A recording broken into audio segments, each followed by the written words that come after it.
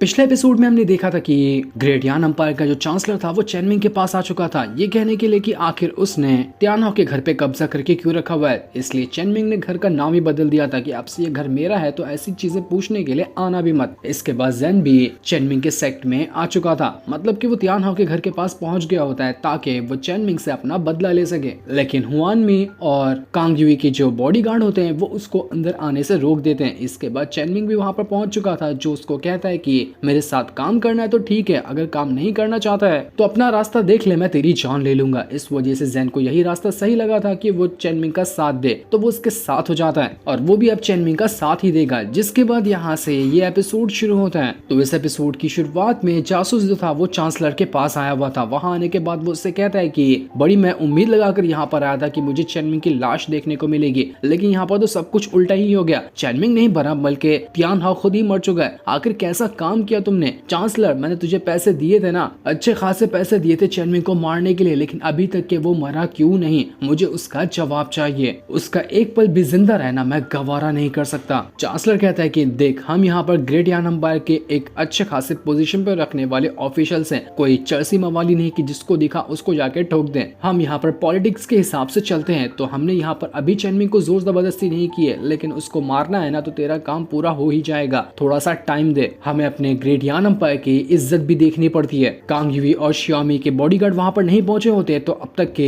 Chen Ming का खेल खत्म हो गया होता, लेकिन टेंशन मत ले, कुछ दिन के अंदर हम उसको मार ही देंगे। इतना कहने के बाद चांसलर तो वहां से जाने लग गया था, लेकिन ये चीज देखकर वो जासूस गुस्सा हो जाता है। उसको जो कंट्रोल करके वो बॉल रखता है वो उसको भड़काने लग गया था कि देखा कोई काम नहीं हुआ ना, मैंने कहा था कि किसी की बातों में मत आ, सीधा जा चेनमिंग को मार दे जब वो अभी जुनलोंग सेट के अंदर मौजूद नहीं है तो, लेकिन तूने नहीं सुना, अब तू भुगतेगा। इसके बाद वो बॉल जासूस के ऊपर अपना कंट्रोल हासिल कर लेता है। इस वजह से वो जासूस एकदम ज्यादा गुस्से में आ चुका था। गुस्से में आने के बाद वो चांसलर से कहता है कि चांसलर तू तो गया, तूने पैसे खाकर भी चेनमिंग को नहीं मारा, अब तू मरेगा। इसके बाद वो सबसे पहले चांसलर का जो साथी होता है उसको पकड़ता है और बहुत ही ब्रूटल तरीके से वो चांसलर के साथी को मार देता है। ये देखकर चांसलर भी घबरा चुका था कि ये जासूस पागल हो गया, अगर इसने मुझे मार दिया तो बहुत बड़ी गड़बड़ी हो जाएगी ग्रेट यान अंपायर के अंदर। लेकिन जासूस सुनने को तैयार ही नहीं था। वो यहाँ पर चांसलर के पास आता है और उसका भी गला दबाते हुए उसको काट देता है, जिस वजह से चांसलर भी मर चुका था। दोनों का खेल यहाँ पर जासूस ने एक ही बार के अंदर खत्म कर दिया। अब जाकर जासूस का होश ठिकाने आया हुआ होता है। वो बॉल यहाँ पर जासूस से कह रहा था कि मैंने कहा था ना, मेरी बात सुन तो तेरा सारा काम हो जाएगा। जैसे इसको मारा है अब चेनमिंग को भी मार देना। चेनमिंग अब तेरे हाथों से नहीं बचने वाला। मेरी बातें सुना कर तू फायदे में रहेगा। उसको मारने के बाद सबसे पहले उसका जो डिवाइन ट्रेजर होगा उस पर कंट्रोल हासिल करना। उसके बाद तुझे जुनलोंग सेट का लीडर बनने से कोई भी नहीं रोक सकता, किसी की औकात ही नहीं रहेगी। तेरा सपना पूरा होने वाला है। तभी वहां पर एक बंदा आ जाता है तो जासूस उसके ऊपर भी अटैक कर देता है। वो बंदा पूरा मास्क वास्क लगाकर आया हुआ था। वो बंदा जासूस को देखकर कह रहा था कि अरे वाह, यहाँ पर तो तेरे पास एक डिवाइन बॉल भी है जो तुझे गाइड किया करती है, बड़ी कमाल की चीज है। जासूस हैरान कि आखिर ये डिवाइन बॉल क्या होता है। इसको तो मैंने, जो मेरे पास बॉल है उसको खुद थोड़ी चुना, वो खुद मेरे को चुना था अपना एज अ मास्टर, लेकिन ये क्या बातें कर रहा है। जिस पर वो बंदा कहता है कि लगता है तुझे ना अभी तक के इस बॉल की खासियत नहीं पता है, तो रुक मैं तुझे बताता हूँ कि ये बॉल कितना कमाल का है। इसके बाद वो एक ही ऐसा अटैक क्या करता है कि जासूस उड़कर दूर फेंका चुका था, वो बेहोशी हो गया होता है, जिस वजह से उसके अंदर से वो बॉल बाहर निकल कर आ चुकी थी, जो बॉल उसको गाइड किया करती है। इसके बाद वो जो बंदा यहाँ पर आया हुआ था वो उस बॉल को उठा लेता है। वो कह रहा था कि इसी चीज को लेने के लिए तो मैं यहाँ पर आया था और बड़ी आसानी से मिल गया। इस जासूस के पास तो ये बॉल था तब भी कुछ घंटा नहीं उखाड़ पाया मेरा ये। ऐसे लोग तो इस तरह की बॉल को डिजर्व भी नहीं करते। इतना कहने के बाद जैसे वो जा रहा था वहां से कि हुआन भी उसके ऊपर अटैक करने की कोशिश करती है, लेकिन तब तक के वो जो बंदा था वहां से भाग चुका था उस बॉल को लेकर। इसके बाद हुआन भी जो थी वो जासूस को लेकर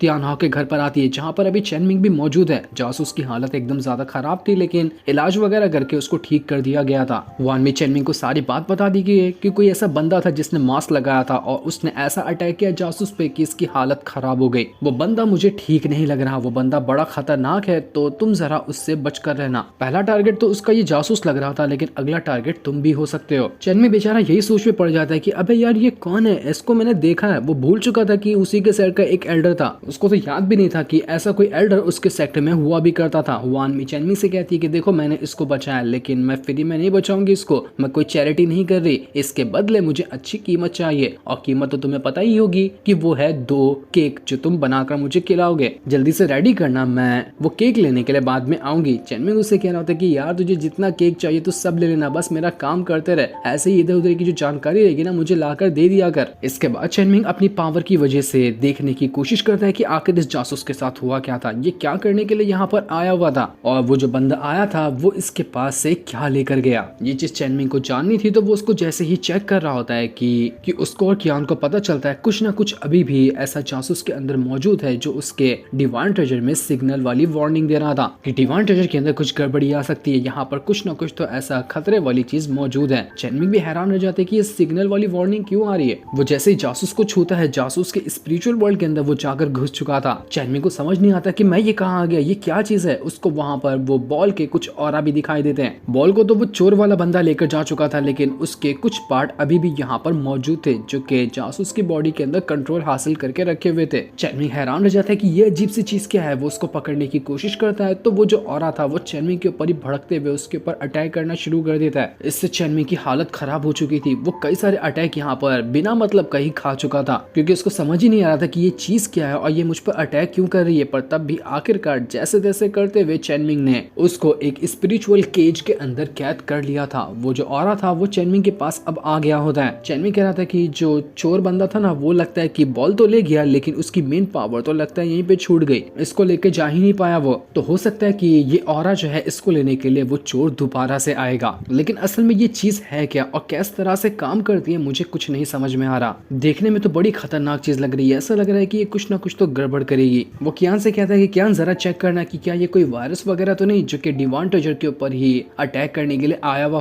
हो सकता है वायरस ने अपना रूप बदल के ये ऑरा में ट्रांसफॉर्म कर लिया होगा खुद को। लेकिन कियान कह रही थी कि मुझे तो नहीं पता, अगर ऐसा कोई वायरस होता तो मेरा जो सिग्नल है वो डिटेक्ट कर लेता, लेकिन ये सिग्नल तो बता रहा है कि ये कोई वायरस नहीं, ये कुछ और ही चीज है। वो ऑरा स्पिरिचुअल केज के अंदर से बाहर निकलने की कोशिश कर रहा था और जैसे वो कोशिश कर रहा होता है कि तभी चेनमिंग का जो डिवाइन ट्रेजर था उसको एक तुरंत वाला मिशन देता है कि 10 मिनट के अंदर ये जो ऑरा है ना इसको डिस्ट्रॉय करो या कुछ ना कुछ इसका करो, वरना यहाँ पर 10 मिनट के अंदर बहुत ही बड़ी तबाही आ जाएगी। चेनमिंग ये देखकर हैरान था कि आखिर ऐसी चीज क्या है ये जिसने मेरे डिवाइन ट्रेजर को भी ट्रिगर कर दिया एक तुरंत से मिशन देने के लिए। कुछ ना कुछ तो कमाल की चीज है, ऐसी चीज है जिसको मैंने पहले कभी ना देखा हो। इसके बारे में और जानकारी तो मैं निकाल के रहूंगा, इसको ऐसे नहीं जाने देने वाला मैं। अब कुछ देर बाद जासूस जो था उसको होश आ जाता है, उसकी तबीयत अब ठीक महसूस हो रही थी उसको, लेकिन उसकी बॉडी के ऊपर से अब वो बॉल का कंट्रोल खत्म हो गया था, वो खुद के कंट्रोल में आ चुका होता है। वो कह रहा था कि अरे मेरा बॉल कहाँ चला गया, वो मुझे कल्टीवेशन सिखाता था, मुझे हरामी बनना सिखाता था, मुझे बुरे बुरे काम सिखाता था, मुझे वो चाहिए, मेरा बॉल कहाँ चला गया। चेनमिंग उसको थप्पड़ मारते हुए कहता है कि अबे होश में आ और आंखें खोल के देख तेरे सामने कौन खड़ा हुआ है, वरना अगले थप्पड़ के लायक भी नहीं बचेगा तू। जैसे ही जासूस ने सामने देखा था कि चेनमिंग खड़ा है तो वो घबरा जाता है और फट से चेनमिंग के कदमों में गिरते हुए कहता है कि अरे सेक्ट लीडर आप, क्या आपने ही किसी को भेजा था क्या मेरी मदद करने के लिए? जब वो मास्क वाला बंदा मुझे मारने के लिए आया था, हुआनमी अब आपके लिए काम करती है ना, तो वही आई थी मुझे बचाने के लिए, मतलब कि उसको आपने भेजा था। मुझे बहुत बुरा लग रहा है कि मैंने आपको मारने की कोशिश की, जबकि जब मुझ पे मुसीबत आई तो आपने अपने एक साथी को भेजा ताकि वो मुझे बचा सके। आप मुझे बचाने के लिए कितनी हद तक के गुजर सकते हो, लेकिन मैं आपको मारना चाह रहा था। छी यार, कितना गंदा और कितना बेकार आदमी हूँ मैं। वादा करता हूँ कि आज के बाद कभी भी सेक्ट लीडर आपको मारने की कोशिश नहीं करूंगा। मुझे पता चल गया कि जितना मैं आपके बारे में गलत सोचता था आप वैसे बिल्कुल भी नहीं है। मुझ जैसे नालायक इंसान जिसने आपको मारने की कोशिश की, उसको भी बचाने के लिए आपने अपने साथी को भेजा। आपके जैसा महान सेक्ट लीडर कोई नहीं होगा, मैंने कभी आपके जैसा इंसान देखा ही नहीं। चेनमिंग उसे कहता है कि देख, ये सब फालतू बातें बनकर मुझे बता कि वो मास्क वाला बंदा कौन था। उसका खतरा अभी भी टला नहीं, वो बाद में फिर से आ सकता है, तो मुझे उसके बारे में जानकारी चाहिए। कुछ उसका चेहरा वगैरह देखा था क्या, कुछ चीज याद है उसके बारे में? लेकिन जासूस कहता है कि अब इतना खास तो कुछ याद नहीं, लेकिन एक चीज दावे से कह सकता हूँ कि बंदा बड़ा हैंडसम था। चेनमिंग सोच में पड़ जाता है कि अरे ये एक नंबर का, कैसा क्या बोलूं मैं भी इसको। रील वगैरह बनाया करता है क्या तू? जो आदमी होकर तुझे दूसरा आदमी हैंडसम लगता है वो बॉल निकलने के बाद ना तेरा खुद पर से होश उड़ गया, तो तू जा और आराम कर। जब धीरे धीरे तू खुद के होश में आ जाएगा ना, तब बता देना वो मास्क वाला इंसान कौन था।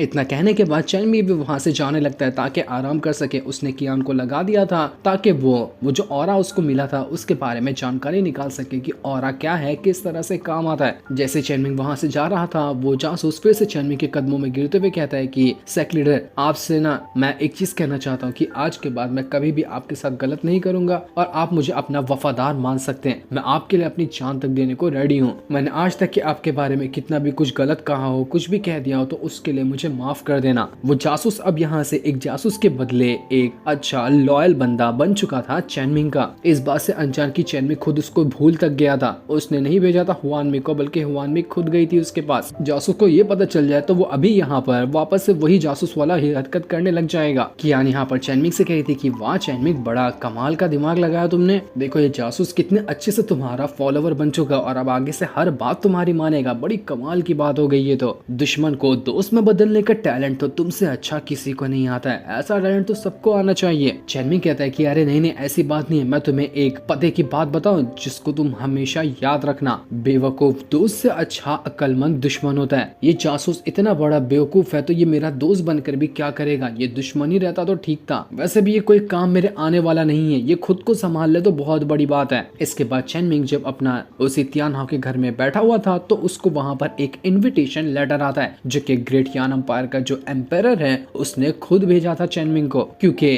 ग्रेट यान एम्पायर के अंदर एक सेरेमनी होने वाली है, बड़ी सी पार्टी होगी। तो उसमें ही इनवाइट किया गया था चैनमिंग को। कियान और चैनमिंग दोनों हैरान कि ऐसा कैसे पॉसिबल है। चैनमिंग ने तियानहाओ को मारा और भी एकदम तबाही मचा कर रखी है ग्रेट यान एम्पायर के अंदर। तो क्या तब भी यहाँ पर एम्पायर इतना खुशी खुशी में चैनमिंग को इनवाइट करेगा? नहीं, इसके पीछे बड़ा कोई राज छुपा हो सकता है। ये कोई बड़ी यहाँ पर प्लानिंग बन रही है जिसके बारे में हमें सावधान रहना पड़ेगा। चैनमिंग कहता है कि क्या सावधानी बन रही है, क्या प्लान बन रहा है, इसके बारे में तो यहाँ पर बैठे बैठे पता नहीं चलेगा। एक बार तो वहाँ पर जाकर देखना ही होगा कि आखिर इनविटेशन देने का क्या मतलब है। तो आ जाओ फिर चलते हैं पार्टी के अंदर, एंजॉय करेंगे, देखते हैं क्या होता है वहाँ पे। जिसके इतना कहते ही ये एपिसोड यहीं पर एंड हो जाता है।